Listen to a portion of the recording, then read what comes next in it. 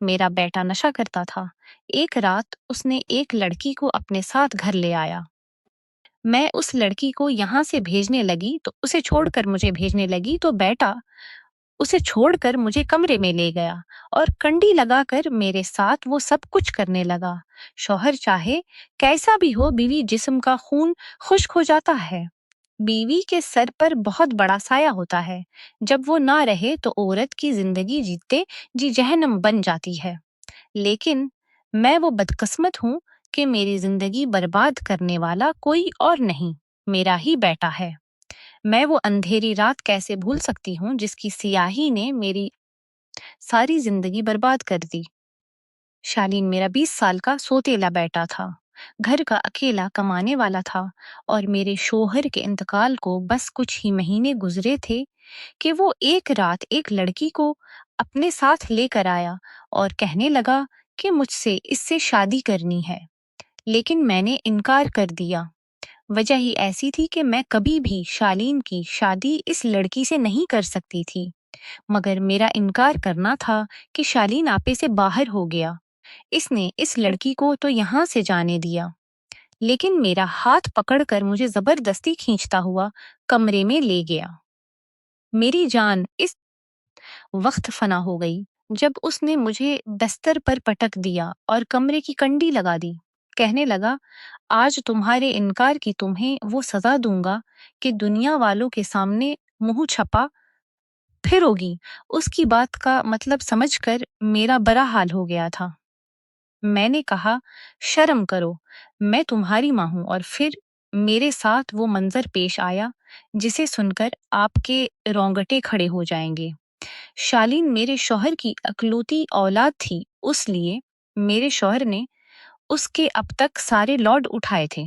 उसी लिए खुदगर्जी और बदतमीजी उसके रग रग में भरी थी। वो मुझसे कभी भी अच्छे से बात नहीं करता था। बचपन से ही मेरे शौहर उसे सिखाता आया था कि शालिन, तुम मेरी सारी जायदाद के अकेले वारिस हो। कचे दिमाग में बार बार सुनता है तो खुद बखुद उसके अंदर ये सारी बातें खुद गर्जी की शक्ल में आ जाती हैं। शालिन के साथ भी कुछ ऐसा ही मसला था। वो पूरे घर में यूं रहता था जैसे वो मालिक है और मैं उसकी नौकरानी। मुझे याद नहीं कि उसने कभी मुझे माँ कहा हो। मेरा नाम सूनम है और वो मुझे सूनम ही कहकर बुलाता था। पहले पहल जब उसने मुझे ये कहकर पकारा तो मुझे लगा शायद मेरे शौहर मुझे इसी नाम से पकारते हैं, इसलिए शालीन की जबान पर भी यही चढ़ गया है। लेकिन मैंने फौरन इसे टोक दिया कि बेटा, मैं तुम्हारी माँ हूँ, मुझे माँ कहा करो। लेकिन वो 5 साल की उम्र में भी बहुत ही बदतमीज किस्म का था। कहने लगा, नहीं, मैं तो तुम्हें सोनम ही कहकर पकारूंगा। मुझे इसका लहजा बहुत बड़ा और बदतमीज सा लगा। मैंने एक तमांचा इसके मुंह पर मार दिया, लेकिन मैं नहीं जानती थी कि ये तमांचा मुझे इस कदर महंगा पड़ेगा। मेरे शौहर इस वक्त ऑफिस के लिए तैयार हो रहे थे और शालीन स्कूल के लिए तैयार हो चुका था। मैं इसे नाश्ता बनाकर देने लगी तो कहने लगा, सोनम, मुझे तुम्हारे हाथ का नाश्ता नहीं पसंद। इसकी इस बदतमीजी पर मुझे गुस्सा आ गया। मैंने कहा, मुझे माँ कहा करो, मैं माँ हूँ तुम्हारी। वो कहने लगा, तुम सोनम हो और मैं तुम्हें हमेशा सोनम ही कहकर पकारूंगा। मुझे इस पर बहुत गुस्सा आया। मैंने उसके मुंह पर तमाचे मार दिए, लेकिन मैं नहीं जानती थी कि इसका अंजाम मुझे तड़पा कर रख देगा। वो रोने लगा।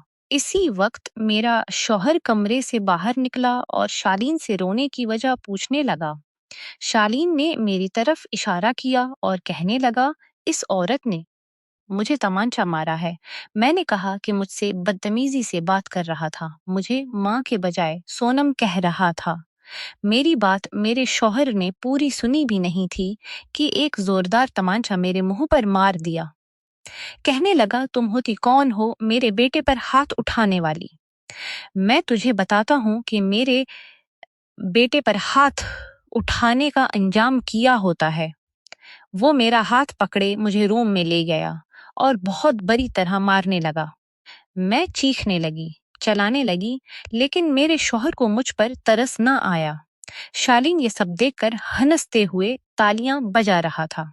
मेरे शौहर ने कहा, खबरदार दोबारा शालीन पर हाथ उठाया तो मुझे नहीं पता था कि मेरा शौहर ऐसी हरकत भी मुझ पर कर सकता है, वो भी एक बच्चे के लिए। अपनी बीवी को बच्चों के सामने अहमियत नहीं देगा। मैं रोती बलकती अपने कमरे में चली गई। वक्त इसी तरह गुजरता चला गया और अब शालीन 8 साल का हो गया था और उसकी खुद गर्जी और भी परवान चढ़ गई थी। वो स्कूल से आता तो मैं खाना तैयार करके रख देती थी, क्योंकि अगर जरा भी देर हो जाती तो वो तूफान खड़ा कर देता था। लेकिन आज सुबह से ही मुझे बुखार था। मुझसे कोई भी काम नहीं हो रहा था। खाना भी नहीं पका सकी थी। कल की सब्जी मौजूद थी। मैंने सोचा कि वही आज शालीन को दे दूंगी। शालीन जब स्कूल से वापस आया तो मैं बड़ी मुश्किल से ही उसके लिए रोटी बनाई थी। वो सीधा किचन में आया और कहने लगा, सोनम रोटी नहीं बनाई क्या? अभी तक ना जाने तुम क्यों इतनी सस्त और कामचोर हो। मैंने कहा, मुझे सुबह से बुखार है। मैंने खाना टेबल पर रख दिया है।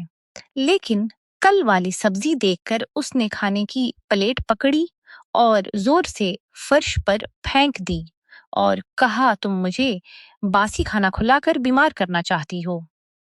मैंने नहीं, मैं सर हिला दिया। मैंने कहा, मुझे सुबह से बुखार है और मुझसे कोई काम नहीं हो रहा है। मैं बुखार से अभी भी तप रही थी। मेरा सर बुरी तरह से चुकरा रहा था। लेकिन शालीन भी अपने बाप की तरह ही बेरहम था। कहने लगा, ये ड्रामा मेरे सामने ना करो और चलकर खाना बना। मैंने इसकी बात पर ध्यान नहीं दिया, क्योंकि मुझे खड़ा होना भी मुश्किल हो रहा था। खाना बनाना तो बहुत दूर की बात थी। मैं अपने कमरे में जाकर लेट गई।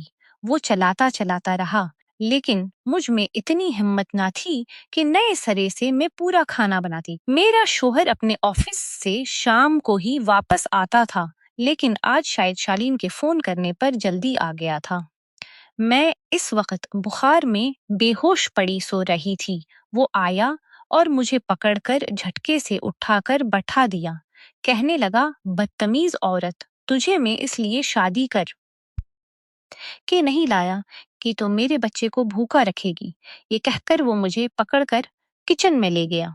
मेरा तो बुखार से बड़ा हाल था और सर चुकरा रहा था। मैं भी घसीटते हुए शौहर के साथ चली गई और बड़ी मुश्किल से बोली कि मुझे बहुत तेज बुखार है, मुझसे तो चला भी नहीं जा रहा है। मैंने खाना बना कर दिया था, मगर शालीन ने मैं सिर्फ इतना ही बोल पाई थी, क्योंकि शौहर ने मुझे और बोलने का मौका ही ना दिया। और फिर गरम तवे पर मेरा हाथ रखकर मेरे चेहरे पर एक के बाद एक तमांचा मारने लगा। मैं दर्द से तलमला उठी थी। बुखार तो पहले ही था। दर्द की वजह से मैं बेहोश हो गई। न होश जब होश आया और आंख खोली तो देखा कि मैं यूं ही किचन के फर्श पर पड़ी हूं और हाथ जले हुए थे और मेरे बॉल बुखरे हुए थे। पूरा बदन दर्द कर रहा था और बुखार अभी भी था, मगर उसके बावजूद मैं सिसकने हुए उठकर पीछे दीवार से टीक लगाकर बैठ गई। रात ना जाने कौन सा वक्त था। तभी मुझे कदमों की आवाज सुनाई दी। शालीन चलता हुआ किचन में आया था और आकर मेरे सामने अजीब सी मुस्कुराहट सजा कर कहने लगा, जब नौकर मालिक की बात ना माने तो उसका यही हाल होता है। मुझे शालीन से इस दिन से बहुत ज्यादा नफरत हो गई थी, मगर उसके बावजूद मैं कुछ नहीं कर सकती थी, क्योंकि वो इस घर का मालिक था। यही सब तो वो बचपन से सुन रहा था। उसने अपनी माँ की जरा भी इज्जत ना रखी। शौहर ने मुझसे अगले कई दिनों तक बात नहीं की और ना ही मुझे दवा ला कर दी। मैं घरेलू नुस्खे अपनाते हुए अपनी तबीयत ठीक करने लगी। उसके बाद तो चाहे जैसी हालत हो, चाहे मर भी रही हूं, तो मैं शालीन की बात को कभी खाली नहीं जाने देती।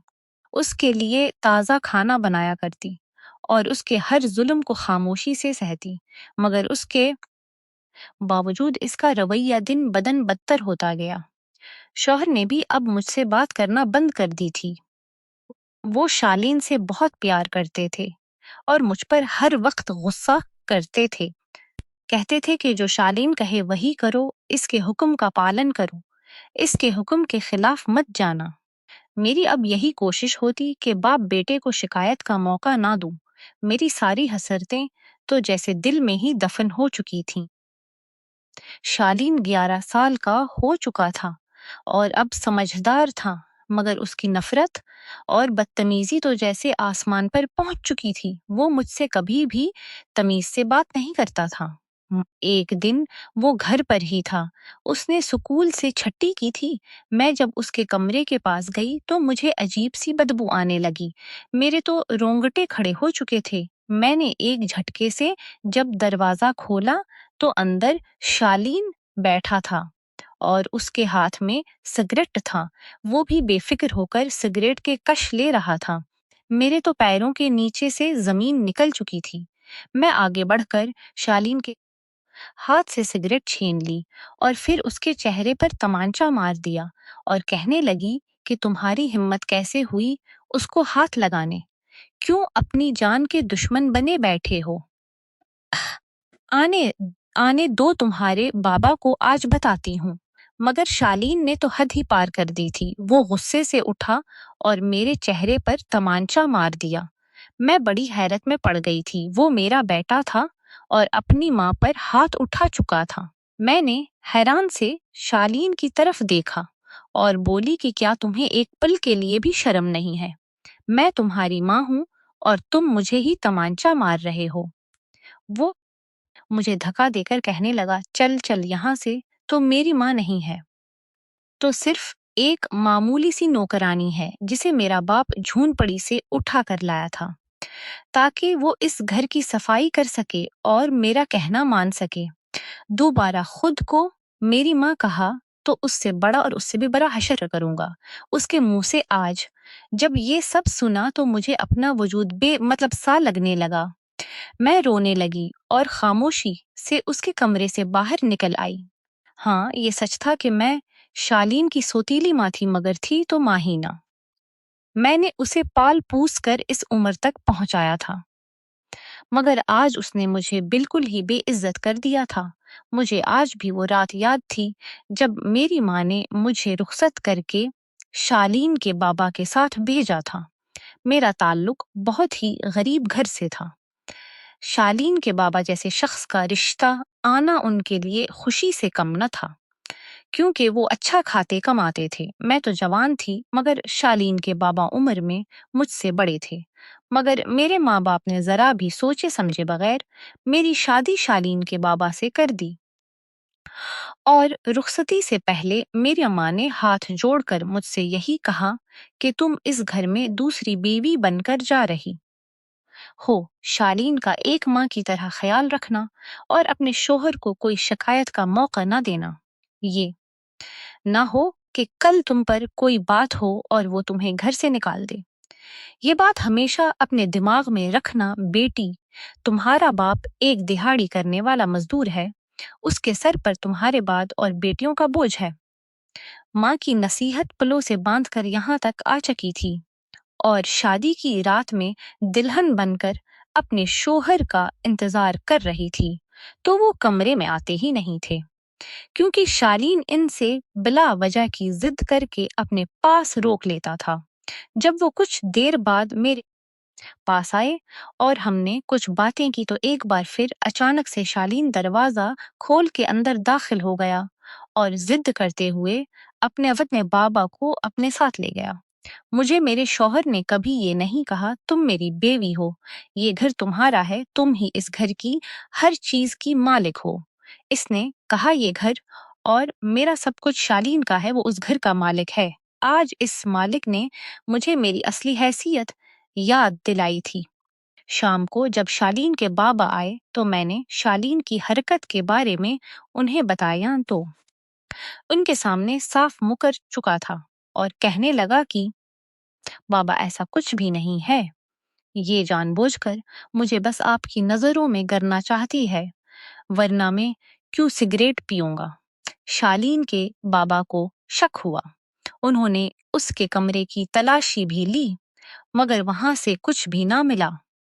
उल्टा वो मुझ पर ही चढ़ गए और बात सुनाते हुए कहने लगे कि अगली बार मेरे बेटे के खिलाफ कुछ बोलने से पहले एक बार सोचना, वरना मैं तुम्हें अपने बेटे की देखभाल के लिए ही यहाँ लाया था और फिर तुम्हें इस घर से निकालने में 1 मिनट की भी ताखीर नहीं करूंगा। मैं तो डर के मारे हैरान हो चुकी थी। आखिर करती भी क्या? शालीन को इसके हाल पर छोड़ देती तो और बर्बाद हो जाता। ये सब देखकर भी खामोश रहना पड़ा।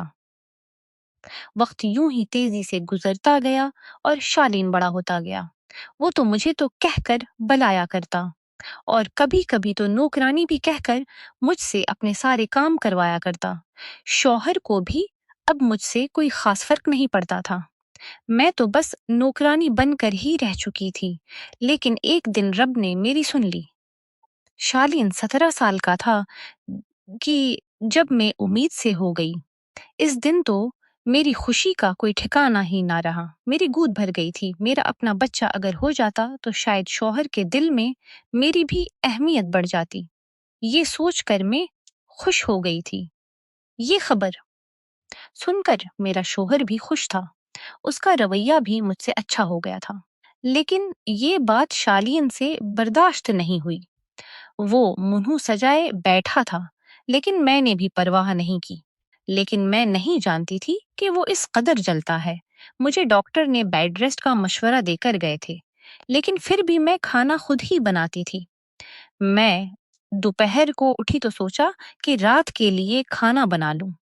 लेकिन जैसे ही मैं किचन में गई तो मेरा पाँव फिसल गया और अगले ही लम्हे में मुंह के बल बहुत जोर से गिरी थी, क्योंकि किचन में सर्फ वाला पानी गिराया गया था।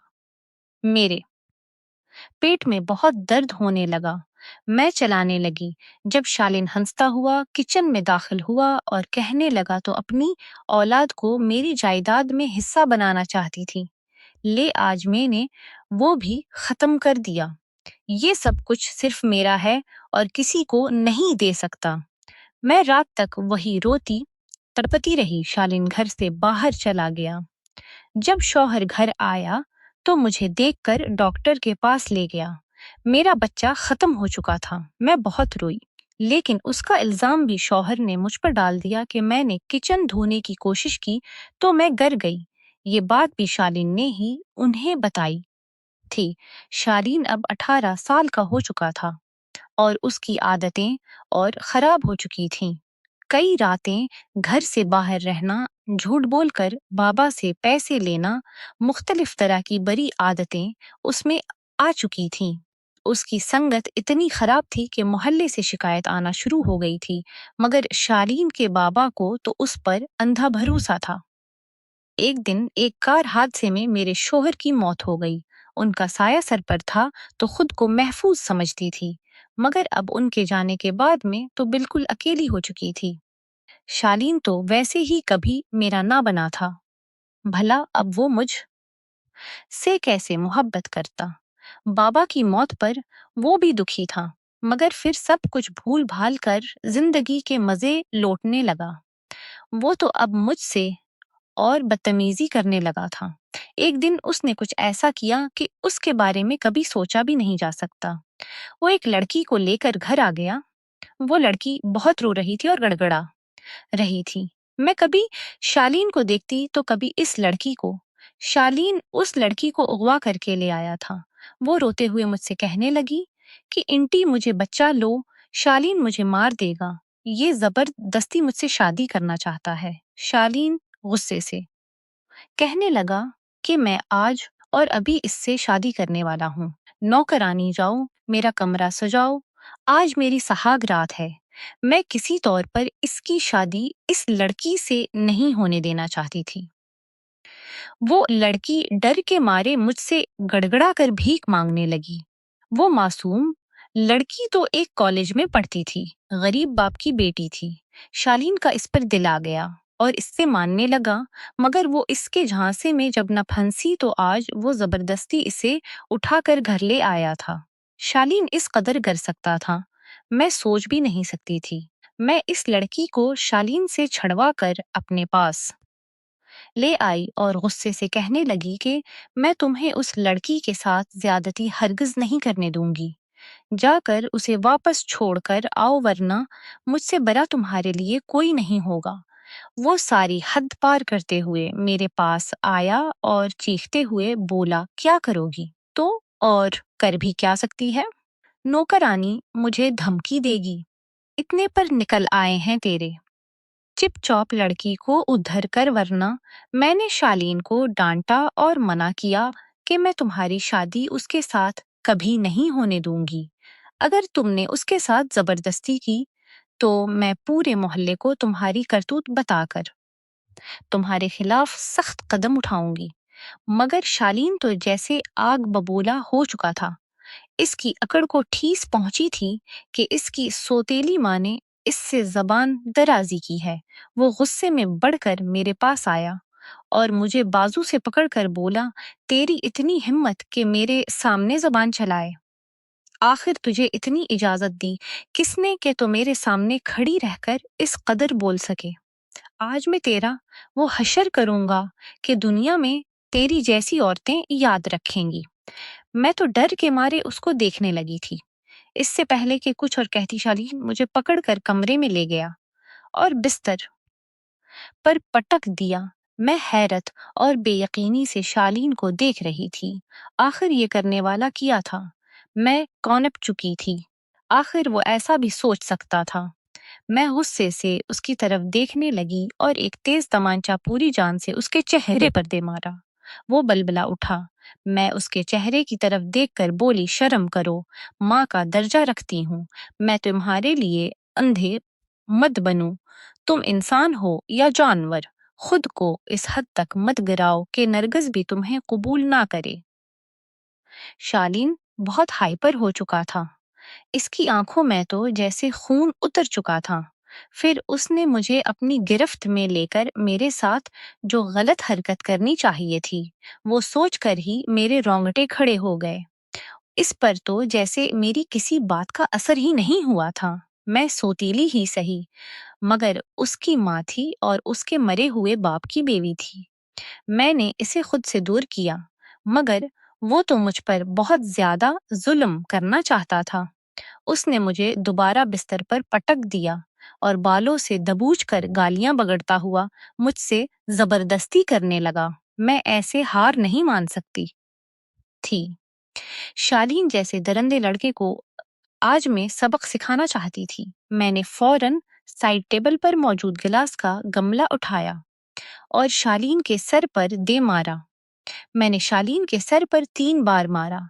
शालीन गिर कर तड़पने लगा और मैं हंसती हुई शालीन को देख रही थी और बोली, तो इंसान नहीं सपूला है जिसे दुनिया जहान की इज्जत और मोहब्बत देकर भी देख लिया।